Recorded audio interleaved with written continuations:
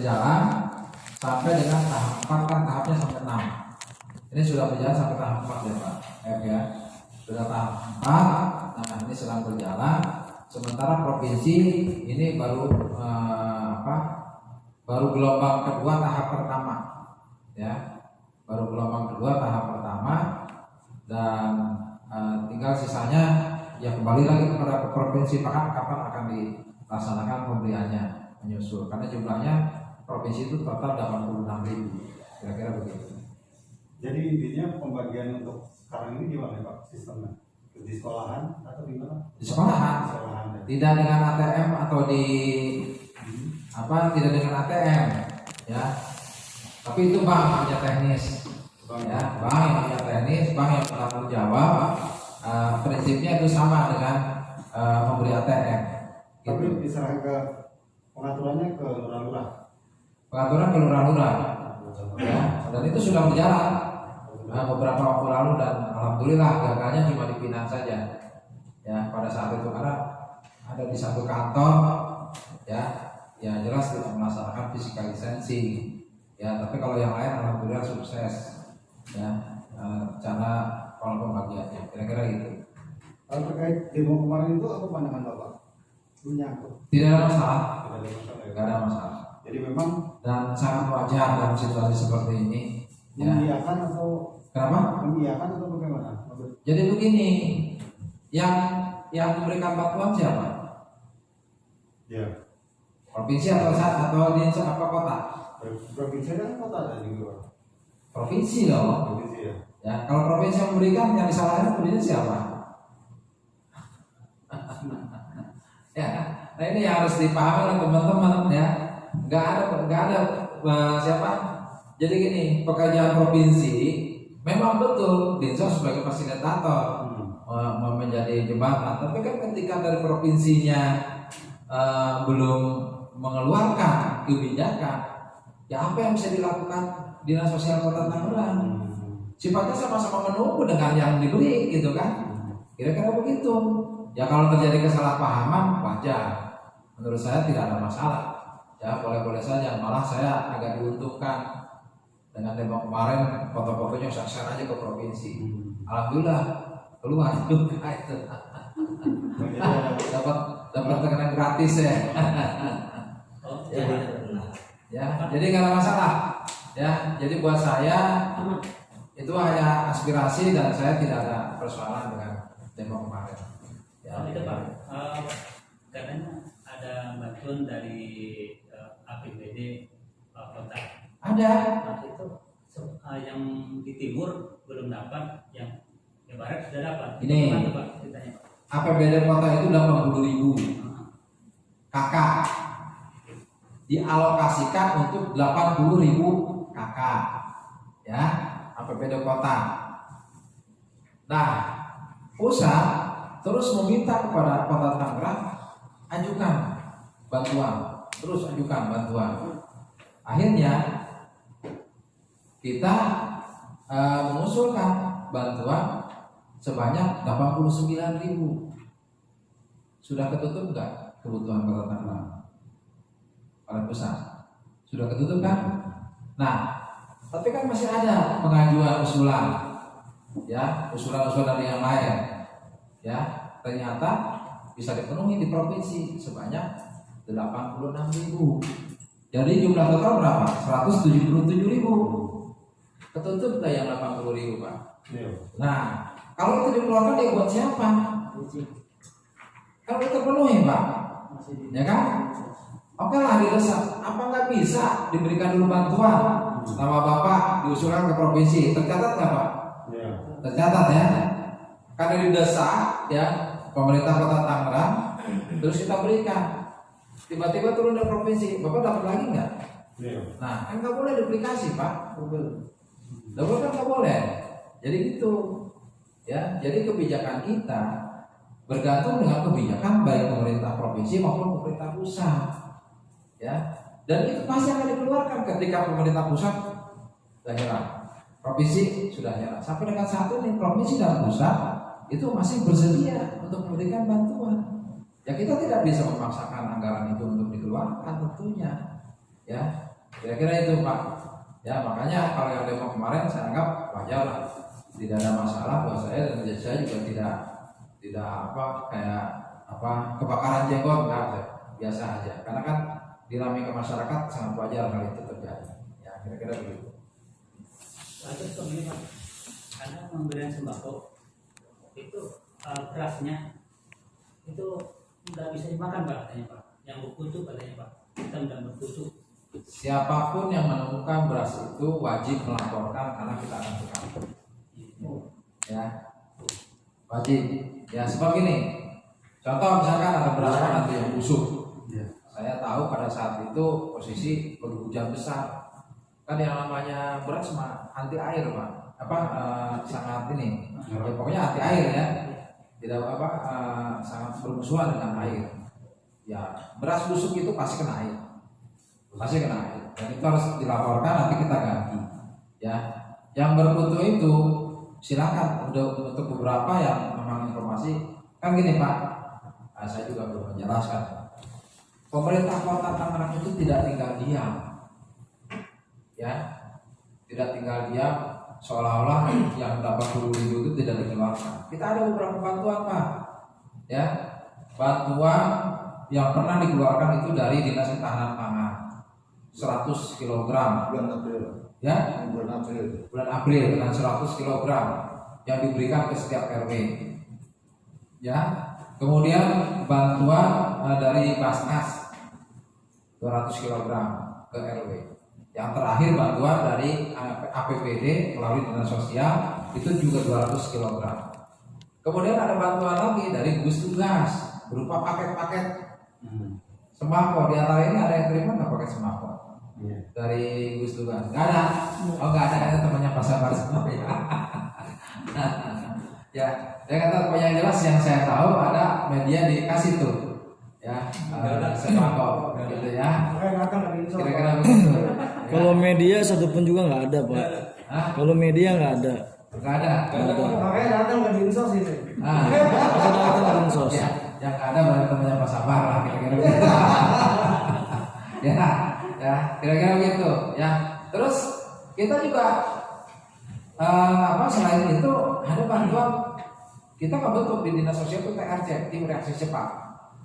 Kalau misalkan di antara tetangga bapak-bapak nih ada yang udah gak masih bantu lagi, dia perlu pertolongan, perlu bantuan bahan makanan, lapor ke Dinsos. Hari itu juga kita akan bawain dua paket makanan. Karena perintah wali kota jangan sampai Tolong dicatat itu. yang kelaparan. Tolong didengar itu. Ya, jadi kalau ada tetangga ya yang kelaparan, laporkan. Karena kita sudah berkali-kali, bahkan ada di Benda tuh, di Benda juga ada laporan. Saya nggak koordinasi sama camat sama lurah lagi, berangkat ke sana. Begitu ke sana kecium sama lurah. Atau lurah nggak protes, Pak, ini tiap bulan juga kita kasih bantuan. Ya kita udah kepala gitu, udah aja kita serahin paketnya. Ya mau nggak mau ya. Kira-kira begitu. Jadi kita tidak boleh mendengar ada orang yang mengadukan kepada kita orang kelaparan. Pasti kita bergerak cepat. Ya, dan itu sudah disediakan bantuannya dari gugus tugas yang ada di MUI. Kendala untuk mendapat data-data masyarakat yang tidak terjangkau bantuan apa aja sih Pak yang bisa disampaikan? Ya itu tadi, kelemahan pasti ada lah Pak. Dalam setiap pekerjaan tidak ada pasti yang memuaskan. Ya selalu ada halangan, ada kendala gitu ya. Misalkan gini, pada saat didata orang itu nggak ada, pergi, ya. Ya kemudian pada saat pembagian tiba-tiba orang itu pulang. Nah hal ini kan menjadi persoalan Pak. Ya. Jadi kalau kita sudah cek lapangan sih kendala-kendala yang tidak terdata itu karena pada saat waktu didata itu tidak ada orangnya. Ya itu aja sih. Tapi makanya yang ini kan dibantu dari gugus tugas tadi. Dan saat ini sudah tercover Pak, itu data itu udah bisa nggak diserap semua sama Dinos? Ya mudah-mudahan, mudah-mudahan karena kita juga sudah berusaha yang melakukan pendatakan orang lapangan Pak, orang PSM dibantu oleh Pak RT PRW, dibantu juga oleh para TKSK, ya dipertegas oleh lurah, kira-kira begitu. Dan rencananya bantuan ini bisa diselesaikan sampai bulan ini Pak, bulan berapa? Semua dijanjikan baik pusat, provinsi itu 3 bulan. 3 bulan. Berturut-turut kan. Untuk pusat kan ini sudah ya rencananya dijanjikan begitu. Kita kan waktu itu sejujurnya kita bingung orang yang dikategorikan dapat tuh yang seperti apa sih? Ya kira-kira begitu. Karena ada surat dari KPK harus mengacu kepada DTKS. Nah kalau mengacu kepada DTKS berarti orang yang diberikan ini lantainya itu tanah, Pak. Nah itu bagaimana kalau yang dia ngaku ojol, apa rumahnya lantai tanah? Belum tentu kan, Pak. Yang pedagang yang keliling, zaman sekarang mana ada lantai tanah, ya kan? Agak sulit kita mendapatkan. Makanya Kota Tangerang untuk yang kategori DTKS itu ada sekitar 33 ribuan, Pak F, ya. Ada sekitar 33 ribuan, ya. Untuk yang tercatat sebagai penerima wartawan ada 108 untuk penerima PKH dan BPNT. ini yang paket dari kementerian, Pak. Ya, Wartawan yang paket dari kementerian ada 108 dari 108. Pak Humas. Ya katanya emang nggak ini, Ya, nggak ada data, nggak ada aja. dari kita datanya dari bagaimana? Ya saya mah nggak tahu, makanya dari rumah terima segitu kita serahin aja. Ya karena mana tahu ada sahabat di situ ya. Ada yang menerima nggak? Nggak paham. Dari anak nggak ada kan? Tidak ada Pak, satupun juga. Kalau misalkan ada, kita nggak bakal memberikan penjawaban seperti itu. Karena kita tidak ada di sini. Kalau wartawan di bagian Humas, kalau guru ngaji di bagian Kesra. Ya, kan kita mah ketitipan Pak ya. Ya. Ketitipan dari Humas, media. Nah, kita kan mengabsen media mana aja, pokoknya kita terima. Kedua ketitipan dari dinas pendidikan, guru-guru, karena kan guru-guru itu honornya dipotong habis, ya. Kemudian ketitipan dari Kesra, guru ngaji, ketitipan dari Dispora. Kalau Dispora budayawan Pak. Dari budayawan budayawan dari pariwisata, kebudayawan dan para seniman ya. Kemudian kemarin dari para atlet serta pembina pramuka ya 138. Datanya 500 sekian, tapi dibalikin semua ya, karena diragukan soal nicknya, ya kan? Kata saya bingung, katanya kenapa jadi nol semua gitu kan ya. Nah itu yang jadi persoalan kan, kita sekedar ngusulin aja ya, yang bagi duitnya ya terserah, kalau dia mau terima syukur, dan terima ya dipulangin lagi ya, kira-kira begitu ya. Jadi selain di luar pendataan, selain pendataan, ada di luar pendataan, itu yang dimaksud ya, titipan-titipan karena memang ada perintah dari Kemensosnya ya. Kalau dari provinsi, titipan itu untuk pelaku pariwisata dengan UKM ya, sebanyak 1.300 dan itu tidak melalui proses pendataan ya, kira-kira itu. Nah inilah yang sudah dilakukan oleh pemerintah kota. Tadi kita simpulkan itu sudah ada di luar dari desakan untuk mengeluarkan dana bagi 80.000 KK itu, Pak. Saat ini yang berapa Pak yang mau diturunkan saat ini? Kenapa? Berapa kakak yang mau di? Yang untuk sekarang itu 36.000 KK, 37.000 KK dari provinsi ya. Ada berapa kecamatan Pak semuanya? Kenapa? Di berapa kecamatan itu? Di seluruh kecamatan, karena gini, sebetulnya provinsi itu untuk klaster timur, Pak. Klaster timur itu kan Batu Ceper, Bina, Cipondo, Karangtengah, Ciledug dan Larangan ya. Tapi karena ada titipan provinsi ya, yang UKM dan pelaku pariwisata itu, jadi akhirnya tersebar juga di wilayah 13 kecamatan. Oh, berarti jadinya 13 kecamatan Pak ya? Iya, tapi hanya sedikit. Misalkan benda itu hanya 86 orang gitu kan ya, kecil jumlahnya ya, berbeda dengan memang yang harus diberikan. Kalau wilayah klaster timur ya, tanpa titipan itu besar-besar terimanya ya. Batu Ceper aja bisa, yang saya ingat tadi agak lupa sih, mungkin sekitar 9.000 ya, 9.000 ya. Batu Ceper 9.000 ya. Nama Pak Sabah mungkin ada di dalamnya Pak. Lampu UMKM. Amin. Soalnya kita nggak ada kemajuan. Pak, saya mau tanya lagi, pelaku UMKM itu siapa yang data nih Pak? Hanya provinsi yang tahu. Oh, ini provinsi juga. Provinsi kan ini uang provinsi, ya kebijakan provinsi, Tapi buat di kota sini. buat di kota. Provinsi di kota. Dan itu sepanten tentunya, cuman buat di kota jumlahnya ada sekitar 1.200 lebih ya, 300 lebih. 300 lebih gitu Pak. Untuk apa? Untuk pesan moralnya buat masyarakat untuk saat ini apa yang disampaikan dari sosok Pak? Apa dong? Ya yang jelas Belum sabar dulu. Yang belum menerima sabar dulu berproses. yang jelas ini kenapa kita timbul bantuan sosial, karena persoalan keterpurukan ekonomi akibat terjadinya COVID-19 ya. Akibat COVID hanya terpuruk ekonomi kita.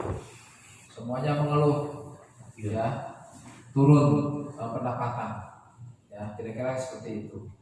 Bahkan pendapatan daerah tidak hanya Tangerang, DKI aja kan diumumkan turun pendapatannya ya. Nah bagi saya ketika PSBB dilepas menjadi new normal, sebetulnya itu bukan new normal. PSBB-nya diserahkan kepada pribadi masing-masing ya. Saya berharap masyarakat ini bisa mematuhi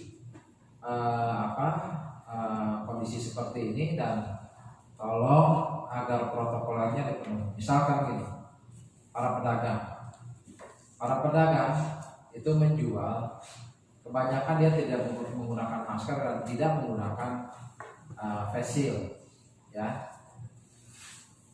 Dan masyarakat kita rata-rata sudah mulai berpendidikan dan tahu dan agak fanatik tentang kesehatan.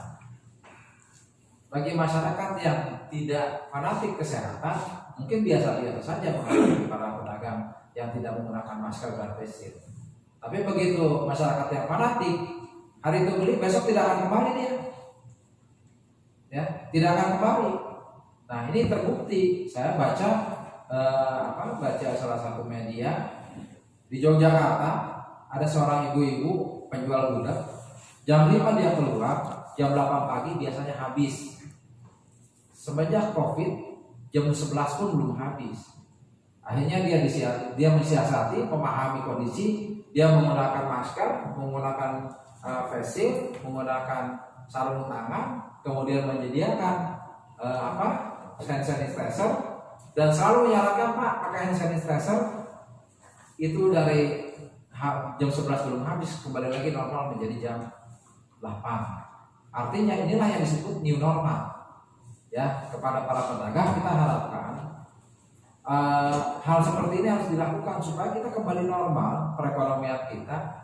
Karena kalau bagaimanapun juga, kalau aturan ini kita penuhi, kita laksanakan, mudah-mudahan bedanya kita cuma pakai masker, pakai face shield, tapi aktivitas seperti biasa.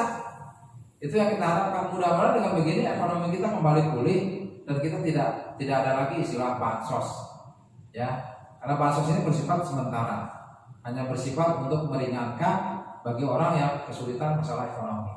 Ya alhamdulillah sekarang kan Gojek sudah mulai online, sudah mulai dibolehkan, tapi harus pakai, penumpangnya harus punya helm sendiri katanya kan gitu, ya. Nah jadi hal-hal seperti inilah yang mengkondisikan menjadi tidak pulih ekonomi. Saya aja baru kemarin berani naik Grab, ya. Setelah berani naik Grab karena nggak ada kendaraan lagi, kendaraan di bengkel, mau ke bengkel, ya itu Pak, dipenuhi syaratnya, sepenuhnya itu, ya. Jadi saya pikir patuhi protokoler untuk menjalani masa new normal. Saya kira itu. Terima kasih Pak Kadis. Ya. Baik.